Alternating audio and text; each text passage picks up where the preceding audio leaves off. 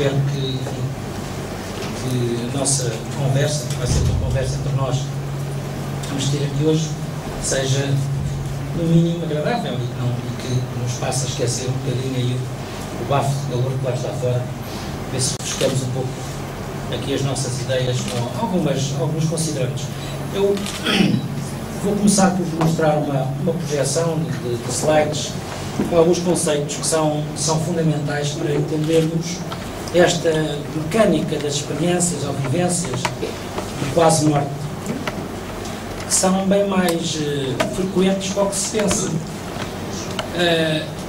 Em Portugal não há estudos estatísticos, não há estudos estatísticos, enfim, rigorosos, que nos façam a mim dizer, por exemplo, que há X experiências ano, embora nós pensemos que a coisa ande de volta dos 100, 200 mil experiências de quase morte por ano. Nos Estados Unidos sabemos que são 14 milhões em média por ano. Portanto, são situações que estão, apesar de continuarem a ter ser alvo de alguma crítica pouco fundada por parte de uma franja mais ortodoxa da comunidade científica, são situações que são incontornáveis. Isto existe, não sabemos ainda muito bem porquê, ainda não temos resposta para tudo, obviamente, não vamos aqui apresentar factos que deem resposta a tudo, seria pretenciosismo e seria estar a fazer como tantas vezes se faz, e haver aqui uma feira de vaidades. Nada disso, eu estou aqui para partilhar coisas, não estou aqui para pôr verdades últimas, também não as tenho. A única coisa que vos posso dizer é que este fenómeno que queríamos falar existe, que é mais frequente do que se pensa, conforme a definição que há pouquinho, que tem uma dinâmica muito própria e que, de facto, é qualquer coisa que nos transcende, qualquer coisa que nos faz continuar a olhar para o mistério da vida como algo insondável por enquanto. Será insondável por enquanto, será insondável durante muitos anos, penso eu ainda, se é que algum dia descobriremos os segredos totais desta grande odisseia que é a vida de cada um de nós. E, posto isto, eu vou-vos introduzir o tema. Mais uma vez, peço que me interrompam se eu estiver a dizer coisas muito rebuscadas, mas eu espero que não.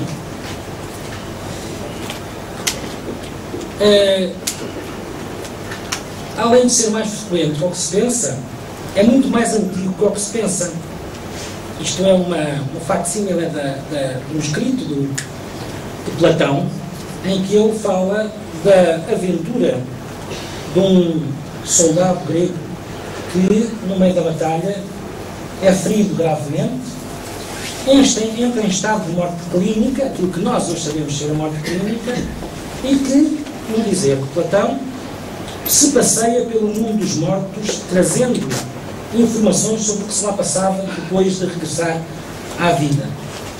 Isto é uma visão um pouco romântica destas experiências, é muito bem rebuscada, porque Platão, na realidade, era genial nisso, e não só, como um grande filósofo que era. Na realidade, ele fala desta história deste soldado Her, que passeia pelos vales escuros da morte e regressa trazendo, de facto, toda uma série de vivências que tinha experimentado durante essa permanência. A única diferença que há entre aquilo que nós hoje estudamos objetivamente, ou objetivo e subjetivamente, e esta descrição de Platão, é que esta experiência demora dias, ao passo que as nossas, enfim, aquelas que costumamos observar, demoram minutos. São minutos, as pessoas estão naquele estado durante alguns minutos e não mais, falar meia hora foi o máximo que eu vi até hoje. Isto é uma coisa, conforme eu disse, muito antiga. Os egípcios já tinham este tipo de descrições. Os rituais fúnebres dos egípcios falavam, através de hieroglifos, em situações de viagem ao mundo dos mortos e regresso ao mundo dos mortos. E por isso é que, se calhar, os faraós e outros dignatários eram embalsamados e preparados para viverem além. Levavam alimentos, alguns levavam inclusive, enfim, uns servos que eram mortos também naquela altura, para poderem acompanhar, enfim, valia tudo naquelas civilizações. E então, Pensava-se que, sim senhora, que havia uma vida para além desta, e então havia que preparar as pessoas para poderem viver o melhor possível aí, nesses mundos. Uma outra perspectiva é esta, do Bardo Todol, que é o livro Tipo dos Mortos, que fala de forma bastante abundante em situações destas, de vivências do mundo dos mortos. Embora um pouco diferente desta tradição da experiência próxima da morte, ou de quase morte, ou a vivência de peri-morte, como eu prefiro chamar mais adiante, se quiserem, digo-vos o porquê. Também a tradição cristã é prolífera em descrições destas, e a Bíblia tem muitas descrições de vivências destas, embora a Igreja Católica diga que isto não existe, claro que eles sabem muito bem que isto existe, e só, de facto, não convém que as coisas sejam admitidas como tal. Dando um salto no tempo, nós não podemos deixar de falar deste homem que me influenciou bastante, e foi talvez o escritor e pensador do século XX que me influenciou mais numa primeira fase do meu interesse por estas temáticas. Este homem é o professor Raymond Moody, psiquiatra, que escreve um livro em 1975 que se chama Vida Depois da Vida, e em que ele relata uma série de experiências vivências destas. Agora, o que acontece é que eu não comecei por ler o livro, eu não li primeiro o livro. Primeiro, em 1985, 10 anos depois do livro ter saído, eu, ao observar um doente que tinha estado em coma, um doente que tinha feito um coma diabético, com uma paragem cardiorrespiratória durante o coma, repare que ele às tantas começa a dizer assim qualquer coisa parecida com isto: bom, eu às tantas, quando estive morto, olhei para mim na cama ao lado, e vi-me na cama ao lado, de repente vi-me no teto, comecei a ver o que me estavam a fazer, e eu pensei, bom, porque a minha primeira postura foi cética, bastante cética mesmo. Bom, este doente esteve morto e olhou para ele, mas como é que é isto? Nunca vi uma coisa desta. Ele não deve estar bom, eles tinham mandado para despistagem do possível processo demencial em fase de instalação, e disse, não, tem qualquer coisa que não bate certo. Ora, morto, depois já está vivo outra vez, a questão da ressuscitação, um bocadinho. Bom, o que é certo é que ele continuou, de facto, a falar-me cada vez que nos encontrávamos, falava-me na sua vivência, mas às tantas comecei às tantas a perceber que aquele homem não podia estar a inventar aquilo. Era um homem de fracos recursos culturais, muito fracos mesmo, um pouco mais que analfabeto. Nunca tinha lido nenhuma coisa destas sobre experiências de quase morte, certeza que não. Também havia muito pouco. O livro que havia, este livro do professor Moody, que é o mesmo que está aqui. E por acaso ou não, se é que por acaso existe, eu acho que por acaso não existem, eu entro numa livraria e dou de caras com este livro. E compro, e leio, e vejo que a descrição que aquele doente me tinha feito era sobreponível, completamente sobreponível, a uma série de descrições que o Raymond Moody me apresentava. Pensei eu, o homem não leu o livro, ele não está a mentir, há aqui qualquer coisa que merece ser investigada. E a partir daí, 85, portanto, comecei a investigar estes nomes. Comecei a fazer uma pesquisa e comecei a ler os autores que, na realidade, se debruçaram muito sobre estas temáticas, nomeadamente esta senhora que aqui vemos, uma psiquiatra americana chamada Elizabeth Kubler-Ross. Elizabeth Kubler-Ross foi genial, uma mulher que foi quase que amaldiçoada pela classe médica americana porque ajudava as pessoas a morrer. Não na perspectiva da morte induzida, não na perspectiva da eutanásia, mas cuidou de doentes terminais durante anos. E o papel dela era permitir que eles passassem por outro plano de uma forma harmoniosa, portanto, sem sofrimento. E conseguiu, de facto, fazer um trabalho fabuloso. Portanto, eu fui, quando eu percebi que, na realidade, isto era um tema que merecia, como merece, ser bem investigado, comecei, de facto, a rodear uma série de literatura, nomeadamente esta, em que ela de facto, aqui assim, nos doentes terminais, eu acompanhei muitos doentes terminais, dada as minhas funções hospitalares, sobretudo durante a minha longa permanência nos serviços de neurocirurgia, onde apanhamos muitos doentes cujas patologias são patologias que acabam por dar... Não foi. Pois são. Acabam... Houve-se alguma coisa a entrar? Não. Agora não.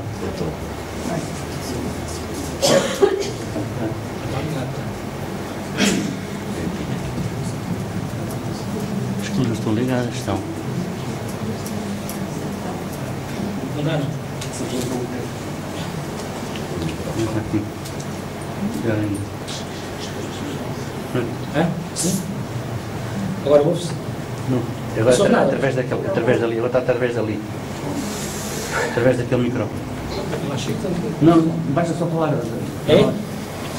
Bom, então, continuando, estava eu a dizer que o meu trabalho durante anos em serviço de neurocirurgia permitiu-me lidar com muitos doentes terminais. E esses doentes terminais tinham, na realidade, tal como ali vem, uma curva de aceitação do seu estado. Primeiro, a descrença, a revolta, porque eu, depois a tentativa de negociação, em que diz, bom, se me deixarem viver mais uns tempos, sou capaz de ser melhor, de fazer coisas diferentes. E finalmente, a aceitação do facto, do seu estado. E é neste período de aceitação que a professora Elizabeth Kubler-Ross acaba por estudar alguns processos de quase morte, já no fim, às vezes antes mesmo de se dar a passagem, em situações de agonia, há algumas descrições de casos de pessoas que tinham encontros com alguém que não era material. Há encontros com seres incorpóreos. Isto depois é replicado nas experiências, nestas vivências de quase morte. Mais adiante vos mostrarei, digamos, o percurso de cada vivência destas e verão que há aqui denominadores comuns bastante interessantes, independentemente da raça, independentemente do credo, independentemente da ideologia política, independentemente de tudo, isto é transversal a uma série de grupos populacionais. O que é transversal é o seguinte, os denominadores comuns que estas experiências têm. Cá está o livro, isto é o grande livro dela, sobre a morte e morrer. Este homem, da área da psicologia, a Elizabeth Kubler-Ross e o Raymond Moody são médicos. Isto, o Kenneth Ring, que é um homem que se dedica à análise estatística destes fenómenos, diz claramente isto. Concorda perfeitamente com o que diz Raymond Moody e diz ao mesmo tempo que não temos explicações racionais para este tipo de fenómenos. A ciência não tem explicação racional, mas está estatisticamente provado que o fenómeno existe, que o fenómeno é intenso e que o fenómeno é frequente. De qualquer maneira, aqui começou logo, digamos que o problema do cientificamente provado, não cientificamente provado. Isto é uma manifestação orgânica, me passaram a dizer uns, porque isto fez levantar logo uma série de mentalidades mais ortodoxas. Não pode haver nada aqui de espiritual. Isto tem que ser tudo muito orgânico. É evidente que há aqui coisas orgânicas, mas a minha opinião, que cola com a opinião de outros, nomeadamente o professor Van Lommel, holandês, que tem um trabalho fabuloso feito com doentes cardíacos e que foi publicado numa das revistas mais brilhantes de medicina do mundo inteiro, em que ele diz, não, o fenómeno existe, o orgânico não é, embora o órgão participe nisto como motor, não como causa. E depois remete para o papel do cérebro nisto, já vamos ver. A prova de que, na realidade, estas experiências, estas vivências, são verdade, está aqui neste homem. Este homem pediatra americano estudou longas séries, vivências próximas da morte, em crianças. A criança, em princípio, não vai inventar, não vai mentir acerca de uma coisa destas. Tem uma linguagem muito própria acerca do que se passa com ela, naquele período em que está em morte clínica, fala dos anjinhos, fala... É aquilo que... Mas isto é um pouco contaminado pela carga cultural que cada um de nós tem. No entanto, a essência mantém-se mesmo, a essência é comum a todos os grupos que testemunham coisas destas. Mas nós podemos pensar que os adultos podem inventar, que não inventam, Então mas a criança não inventa seguramente. Portanto, as crianças estudadas por este homem têm toda uma Closer to the Light, esta grande obra deste homem, deste professor, Mário Morse, e vejam o que as crianças fazem depois de regressarem da sua vivência. Fazem este tipo de desenho, que será um ser incorpóreo, que serão os seres que encontram durante o trajeto, falam da luz intensa, têm, portanto, uma riqueza de pormenor muito grande, que muitas vezes o adulto não tem, porque o adulto regressa deste tipo de vivência e tem um certo receio de parar da enfermaria, por exemplo, de cardiologia, para a psiquiatria e ficar lá. Portanto, não é... As pessoas dizem, não vi nada, então, mas depois nós vamos falar assim com elas no cantinho e viram tudo. Mas não viram nada, enfim, numa primeira análise, têm medo de serem rotuladas de maluquinhas, que não é. Isto é uma outra coisa que vos garanto, é que em 90% dos casos não há qualquer perturbação do estado mental. Isto não são alucinações, isto não são processos de ilusão, isto não são processos patológicos, são processos funcionais, que as pessoas vêm e regressam, muitas vezes com crítica. Eu nunca vi, e vejo muita gente com alucinações, nunca vi uma pessoa com uma alucinação depois fazer crítica à sua própria alucinação. Não é comum. Não é comum. Mas estas pessoas, quando regressam, como iremos ver mais adiante, vêm com um modo de estar, um modo de ver a vida, um modo de analisar o eu e os outros, extremamente altruísta, extremamente aberto, extremamente organizado. Coisa que não acontece com os nossos doentes psiquiátricos que temos nas nossas enfermarias no hospital. Tudo começa, muitas vezes, aqui com a paragem cardiorrespiratória, em que há um aplanamento do traçado do eletrocardiograma. Nós vemos mais raramente o eletroencefalograma, embora eu acho que se deva fazer sempre, mas o eletrocardiograma começa a falhar, o doente entra muitas vezes em fibrilação auricular e temos um traçado isoelétrico. Se vamos fazer eletroencefalograma, vemos também um traçado isoelétrico. Há quem diga que, enfim, estes exames não são perfeitos, e de facto não são. E que se calhar há ali uma atividade residual que não está muito bem, poderia ser detectada com outros meios de análise. Já foi feito muito trabalho nessa área e não se detecta nenhuma atividade. Não há atividade respiratória, não há atividade cardíaca e não há atividade cerebral. OCA é residual e será o tal motor da vivência e não a causa da vivência. Temos aqui, de facto, a perda de oxigênio, ou a perda sucessiva de oxigenação das células nervosas, dão origem a um apagamento, digamos, das funções cerebrais, e isso acontece nas experiências de pessoas que vivem isto de uma forma mais prolongada. Portanto, não há dúvidas nenhumas que há uma falência orgânica durante este período de vivência.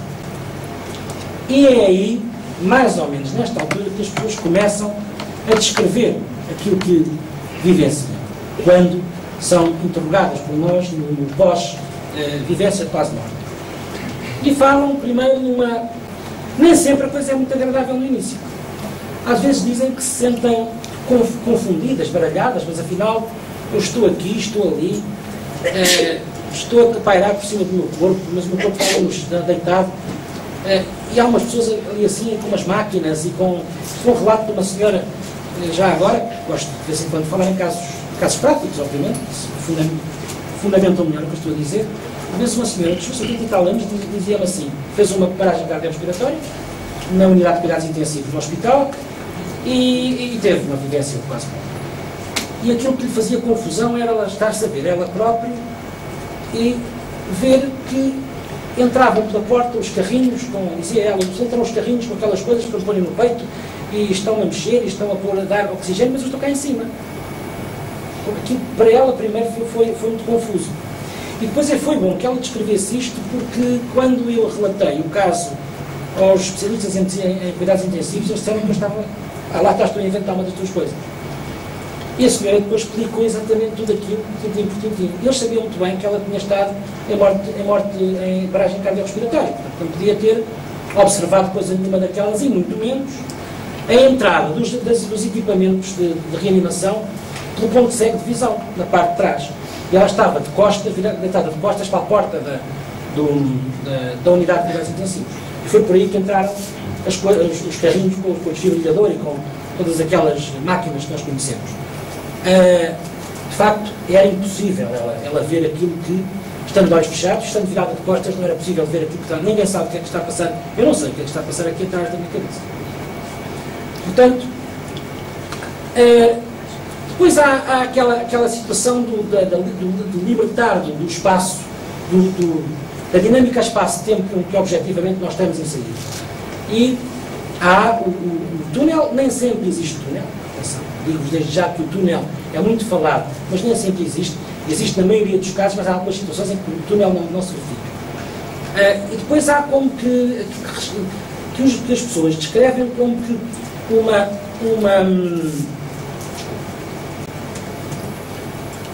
o ser quase sugado, como se passássemos por um chamado buraco de minhoca de um plano de espaço-tempo para outro plano de espaço-tempo. Mas o sugar é um sugar suave, flutuando. E durante essa flutuação podem-se dar várias coisas. Ou há o encontro com seres incorpóreos, familiares ou não, já desaparecidos, ou há a audição de sons, podem ir de sons, enfim, monocórdicos, até melodias extremamente bonitas. E há a aproximação da luz, uma luz tão brilhante como o sol, descrições feitas, falam dela assim, mas que, para a qual nós podemos olhar à vontade porque não cega, não faz mal.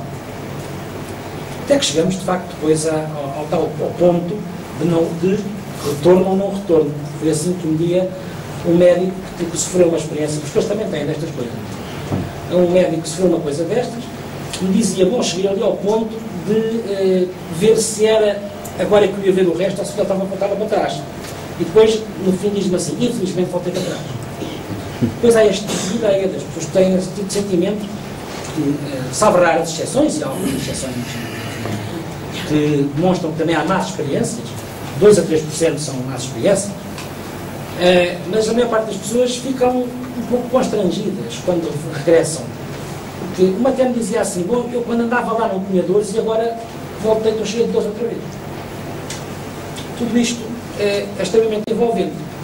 Este homem que aqui vê é um cardiologista também, vejam, os cardiologistas aqui têm um peso muito grande. Também foi um cético, o Michael Sabon, e o Michael Sabon acaba por dizer assim, bom, os doentes têm infartos, morrem e depois voltam. E, portanto, não vale a pena continuar a negar aquilo que não pode ser negado. E a partir daí iniciou todo um trajeto, partiu primeiramente, como devem imaginar, de uma postura cética, e depois não. Depois tem feito todo um trabalho extremamente louvável na área da investigação deste tipo de situações. Este foi um momento que eu vos falei há pouco, o professor Pieter van Lommel, cardiologista holandês, que estudou muitos casos de pessoas que tinham tido vivências dessas na sequência de infartos de miocárdio e que publica na Lancet. Lancet foi a tal revista que eu vos falei há bocadinho. A Lancet é, na realidade, talvez é a mais prestigiada de todas as revistas de medicina no mundo inteiro. Publica o tal artigo em que diz as pessoas têm isto, mas nós não sabemos o que é que se passa. Não há nenhuma evidência de que isto seja um fenómeno explicável através da fisiologia. A ideia é essa, que é aquela de que nós também aqui comungamos. Comungamos essa ideia, que não há... Este homem bizarro que aqui vemos é um respeitável físico quântico que escreveu um livro fabuloso que se chama A Física da Alma. O professor Amit Goswami, que eu tenho o prazer de conhecer, que já tive algumas vezes, e que estuda este tipo de fenómenos do ponto de vista da física quântica. E que diz também ele, bom, sabemos muito bem que isto se verifica, sabemos muito bem que as pessoas têm este tipo de vivências, se calhar há mecanismos quânticos que estão por trás disto, mas nós ainda não identificamos as partículas. Serão provavelmente os taquiões. Um taquião é uma partícula sem massa. É parecida com uma outra partícula chamada bosão de Higgs. Nunca ninguém viu, e a quem chamam muitas vezes a partícula de Deus, ou seja, aquela que não tem massa, matéria. Não é uma partícula com matéria.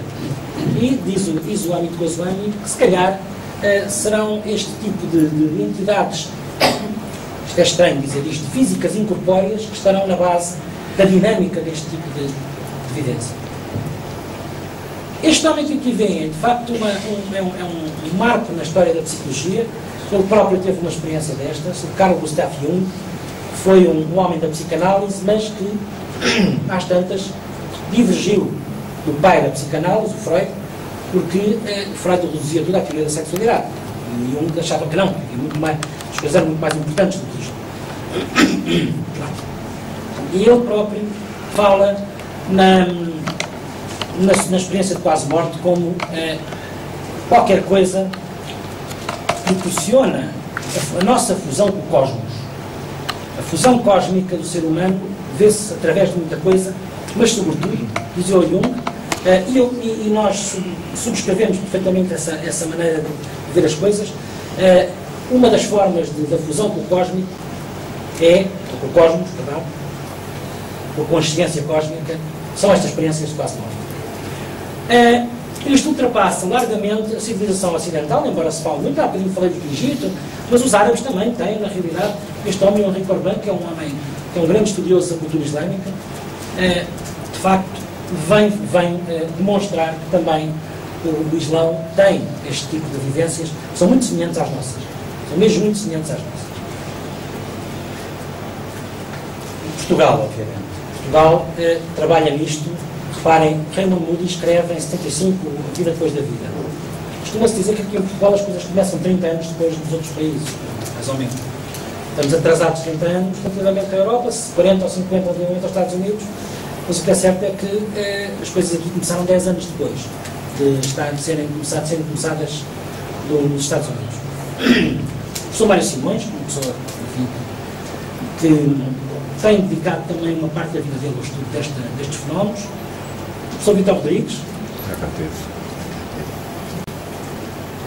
que também, entre outras coisas, se dedica ao estudo das EPMs, e, não interpretem mal isto, mas vou forçar uma coisa aqui. Um dia apareceu isto, com 20 e tal anos de atraso, mas apareceu graças a Mário Simões, a Vitor Rodrigues, a Amit Goswami e essa gente toda que nos foi empurrando, impulsionando, motivando para que um dia se escrevessem umas linhas acerca desta temática. É um livro incipiente, é um livro que está muito no início das coisas, é um livro que não é nada pretencioso, antes pelo contrário, está aberto a muitas correções, está aberto a muitas atualizações. É uma obra aberta, sobretudo uma obra aberta, não é uma obra de sapiência, uma obra de cogitação, uma obra de reflexão acerca destes fenómenos. Que são fenómenos, na realidade, transcendentais, que são fenómenos que não, pelo menos na minha óptica, não retiram poder àquilo que é o meu objeto de trabalho diário, que é o cérebro. Ele está lá e provavelmente participa, porque o cérebro também é outra estrutura ou outra entidade quase insondável. Sabemos muito pouco do cérebro, mas mesmo muito pouco. Sabemos umas coisas. Mas não vamos agora estar a localizar, conforme alguns colegas americanos, Andrew Neuberg é um deles, que resolve localizar a alma ali dentro. A alma está ali, o espírito está ali, tudo é aquilo ali, como diz o Damasio, e eu discordo profundamente do que diz o António Damasio. António Damasio diz que nós não somos nem mais nem menos um aglomerado de fios elétricos animados por umas substâncias químicas que temos cá dentro. As nossas emoções, o nosso querer, a nossa motivação, tudo o que nós somos, por muito profundo que seja, não é nem mais nem menos que a mecanização de qualquer coisa. Não acredito que seja só assim. Pessoalmente não acredito que seja só assim. E não sei se ele acredita, mas deixa lá que ele escreve. Isto da alma estar ali localizada. Isto parece o Descartes, obviamente. Eles falam no erro de Descartes, mas que acabam por cometer também o erro de localizar a alma dentro da glândula pineal, como Descartes fazia, etc. Agora o Descartes fosse um dualista. Portanto, também aqui assim a ideia de que nós temos, na realidade, dentro do nosso sistema nervoso, concretamente dentro do nosso cérebro, uma quantidade de entidades químicas, chamados neurotransmissores, que para eles serão a essência disto tudo. Para nós, não. Eles estão lá, eles funcionam, eles são motores do fenómeno. São também motores do fenómeno, mas não é devido à existência disto que o fenómeno existe. O fenómeno existe para além, em princípio, acreditamos que o fenómeno existe para além do nosso cérebro, existe para além do nosso corpo, existe para além de tudo.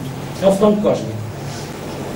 E, portanto, estas substâncias que depois podem, seguramente, ficar mais reforçadas no pós-experiência e dar origem a pessoas menos definidas, a pessoas para quem a morte deixou de fazer sentido, a pessoas com maior capacidade de ajudar os outros, a pessoas para quem o materialismo deixa de ter também sentido. Portanto, aprendem a viver de uma forma muito mais organizada, muito mais espiritual, muito mais intensa, muito mais plena.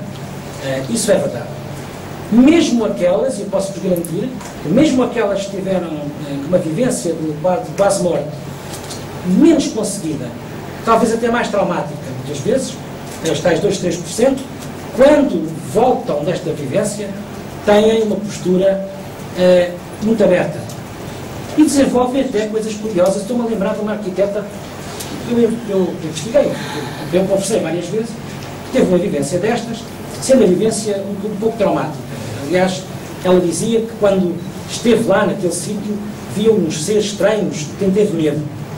Mas o que é certo é que ela voltou da sua vivência, e quando ela volta da sua vivência, ela, que foi na sequência de um parto, que é facto é que ela, parte do agente, ela passa a ter uma ligação, passa por parte da cogênita. E aconteceu isto, pelo menos uma vez que eu me lembro, dela contar que um dia estava em casa, de repente sentiu uma coisa muito estranha nela.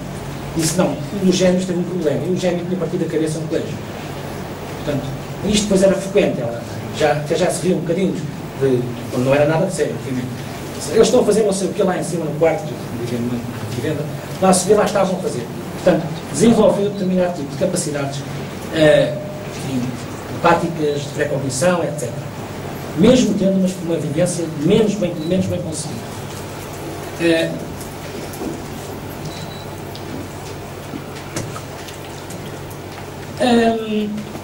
Isto é aquilo que descrevem os nossos pacientes, saem fora. Isto implica também uma experiência fora do corpo. Claro que sim.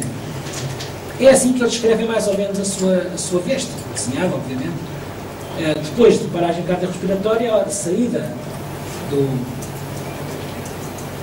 corpo e deambulam ou pelo bloco operatório, pela enfermaria, deambulam pelo espaço circundante, ou às vezes projetam-se para o espaço.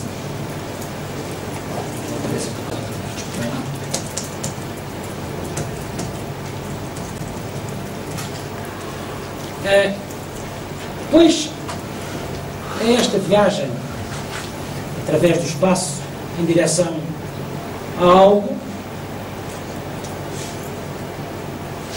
onde, na realidade, eu acredito que isso dá-se uma tempestade cerebral extremamente interessante, que não conseguimos ainda captar, mas há seguramente uma tempestade cerebral, há uma vivência cósmica. Só é possível porque o cérebro tem, se calhar, um mecanismo não físico desconhecido, ainda desconhecido, nós não objetivável, e que permite que haja este contacto com qualquer coisa que está para além de. Isto é outro aspecto da vivência. O túnel, isto já vem, isto é do Hieronymus Bosch, portanto isto é uma coisa que já vem desde há muitos anos. Vejam, a migração das almas, ali. O fenómeno da migração das almas, na pintura do Hieronymus Bosch. Lá está a luz ao fundo.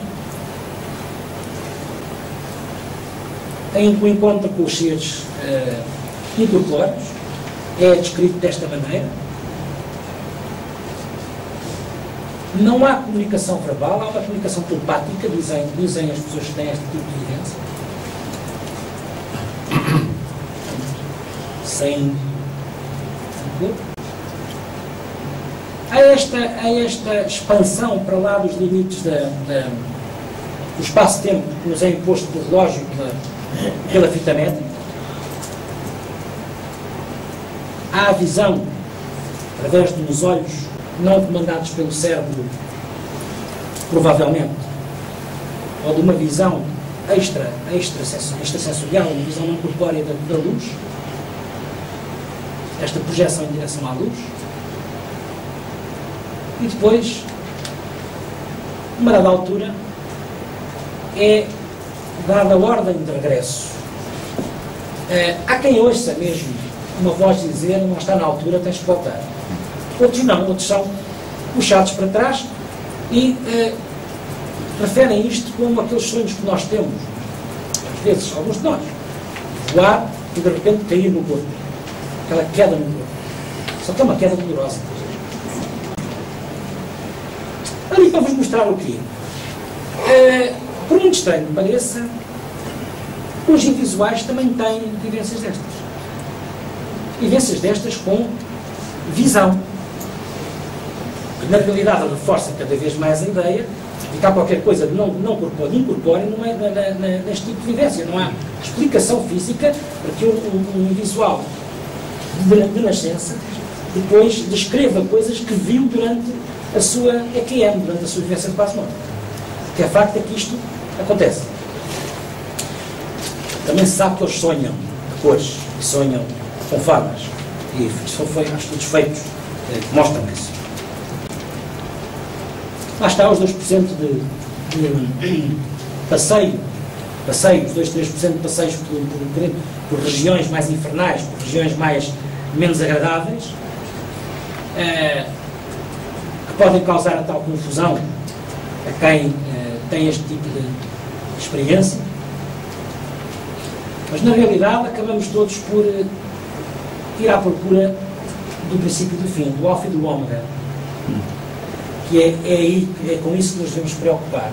É procurar os pontos de equilíbrio, é procurar, além dos pontos de equilíbrio, procurar dar aos outros os pontos de equilíbrio, bastantes pontos de equilíbrio, e percebermos que na realidade somos muito mais que este corpo físico animado por coisas fantásticas. E se pensarmos só no sistema nervoso que tínhamos aqui para vários dias de conversa, na realidade é aquilo que estará mais próximo do não tangível, do nosso sistema nervoso. Aliás, uma curiosidade, há uns tempos atrás houve uma reunião de astrofísicos e neurocientistas em Paris, e matemáticos, e descobriu-se que o número de neurónios é igual ou semelhante, ou muito semelhante ao número de estrelas conhecidas. Portanto, vejam, há aqui qualquer coisa que é interessante. O número de estrelas conhecidas atualmente é igual ao número de neurónios que temos no cérebro. Portanto, o que é isto? O que é isto? E, portanto, esta procura constante do alfa e do ômega são fundamentais para que nós possamos compreender as experiências, para que nós possamos potenciar a experiência, para que nós possamos ajudar quem teve a experiência. Porque depois há sempre há situações em que as pessoas ficam um pouco baralhadas. E, afinal de contas, o que é que se passou comigo? E há hoje, felizmente, uma clínica para esse tipo de pessoas. Há hoje uma clínica, não uma clínica, coisa física, quer dizer, uma atitude clínica. Há algumas pessoas que se especializaram no acompanhamento de pessoas que tiveram este tipo de vivências, que é para explorar melhor e potenciar melhor aquilo que elas trazem de bom, tudo aquilo, e ajudá-las a implementar todo aquele caminho que resolvem traçar a partir de então. Portanto, hoje também essas pessoas têm, de facto, uma assistência clínica que lhes permite limar arestas e projetarem-se para a frente. E quando chegamos aqui, acho que alcançámos o objetivo, que foi perceber a experiência, perceber a vivência entender que ela não é, que ela, embora implique fenómenos físicos, não é na sua gênese uma vivência física, em princípio, é algo que faz bem, e como clínico é isso. Se eu estivesse apenas aqui a falar como clínico, dizia, o que me interessa é que faça bem. Agora, se é quase morte, se não é, se a pessoa se desmaterializa ou rematerializa, como clínico, era o que eu vos dizia. O que me interessa é que ela, quando acorda, está melhor. Mas não é essa a minha preocupação só. É claro, como clínico, é isto que eu tenho que vos dizer. Me interessa que as pessoas fiquem melhores.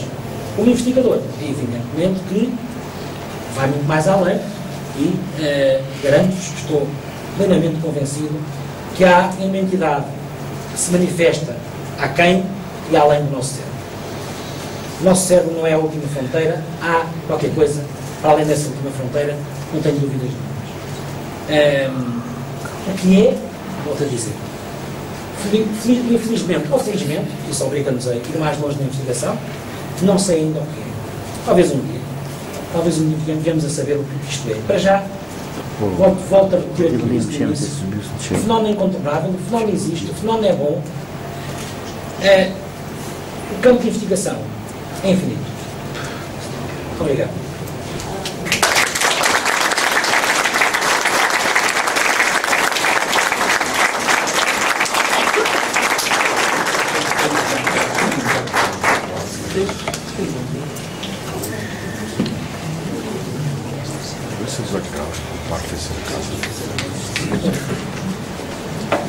Eu tive a subir aquilo, ele teve a mexer, está pior agora.